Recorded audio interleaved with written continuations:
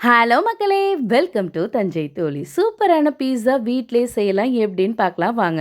3 பழுத்த தக்காளி எடுத்திருக்கேன். கீரல் போட்டுட்டு வேக வச்சுக்கோங்க. 5 பூண்டு பல்லு, 5 வரமிளகாவ சேர்த்து வேக வச்சுக்கோங்க.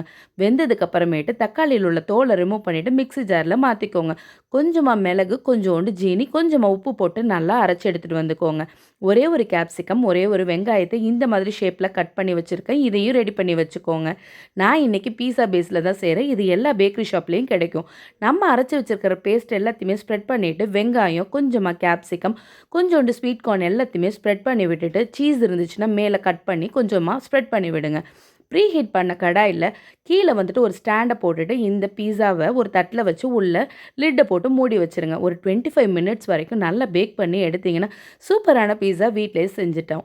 பாருங்க சில்லி ஃப்ளேக்ஸும், ஒரிகானோவும் போட்டோம். செம சூப்பரா இருக்கும். வீட்ல நீங்களும் செஞ்சு பார்த்துட்டு எப்படி இருந்ததுன்னு சொல்லுங்க. ஓகே ஃப்ரெண்ட்ஸ், பாய்.